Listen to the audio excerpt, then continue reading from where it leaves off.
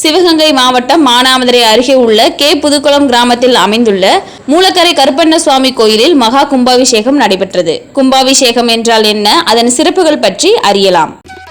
கும்பம் என்றால் நிறைத்தல் என்று பொருள்.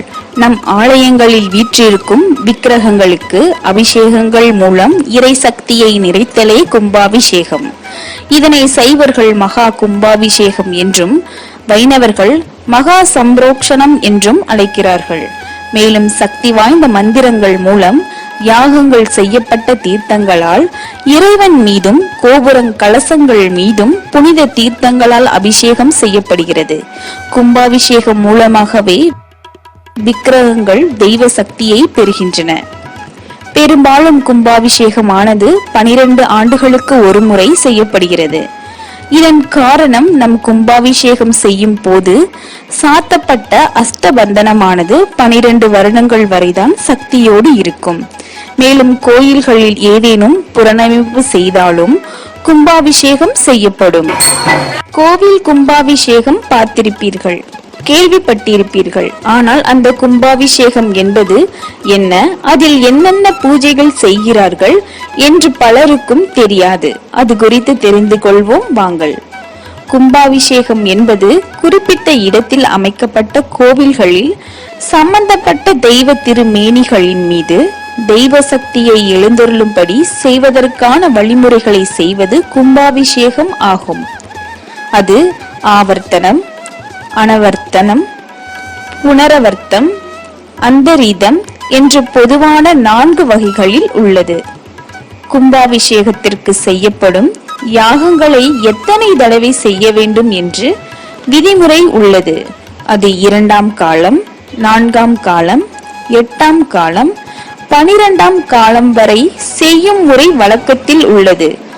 ஆலயங்களுக்கு 12 ஆண்டுகளுக்கு ஒரு முறை கும்பாபிஷேகம் செய்ய வேண்டும் என்பது ஐதீகம். இறைவனுக்கு கோயில் கட்டி வழிபடுவது வழக்கம். புதிதாக ஓர் ஆலயம் எழுப்பப்படும் போது விக்கிரகங்களை ஆலயத்தினுள் பிரதிஷ்டை செய்வதோடு ஆலயம் முழுமை பெற்றுவிடுமா என்றால் நிச்சயமாக இல்லை. அது எப்போதும் முழுமை பெறும் என்றால் ஆலயத்தில் கும்பாபிஷேகம் நடந்த பின்னர்தான் அந்த வழிபாட்டிற்கு உரிய ஸ்தலமாக முழுமை பெறுகிறது. கும்பம் என்றால் நிறைத்தல் என்று பொருள். நம் ஆலயங்களில் வீற்றிருக்கும் விக்கிரகங்களுக்கு அபிஷேகங்கள் மூலம் இறை சக்தியை நிறைத்தலே கும்பாபிஷேகம்.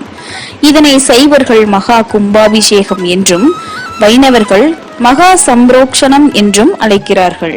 மேலும் சக்தி வாய்ந்த மந்திரங்கள் மூலம் யாகங்கள் செய்யப்பட்ட தீர்த்தங்களால் இறைவன் மீதும் கோபுரங் கலசங்கள் மீதும் புனித தீர்த்தங்களால் அபிஷேகம் செய்யப்படுகிறது. கும்பாபிஷேகம் மூலமாகவே விக்கிரகங்கள் தெய்வ சக்தியை பெறுகின்றன. பெரும்பாலும் கும்பாபிஷேகமானது 12 ஆண்டுகளுக்கு ஒரு முறை செய்யப்படுகிறது. இதன் காரணம், நம் கும்பாபிஷேகம் செய்யும் போது சாத்தப்பட்ட அஷ்டபந்தனமானது 12 வருடங்கள் வரைதான் சக்தியோடு இருக்கும். மேலும் கோயில்களில் ஏதேனும் புனரமைப்பு செய்தாலும் கும்பாபிஷேகம் செய்யப்படும். கும்பாபிஷேகம் தினத்தன்று ஆலயத்திற்கு சென்று வழிபட்டால் 33 கோடி தேவர்களின் ஆசி நமக்கு கிட்டும். தவிர்க்க முடியாத காரணங்களால் கும்பாபிஷேகத்தில் கலந்து கொள்ள இயலாதவர்கள் 48 நாட்கள் நடக்கும் மண்டல பூஜையில் கலந்து கொண்டு நன்மைகளை பெறலாம், பிறவி பயன் அடையலாம். செய்திகளை உடனுக்குடன் தெரிந்து கொள்ள தினமுல்லை நியூஸ் தமிழ் சேனலை சப்ஸ்கிரைப் பண்ணுங்க.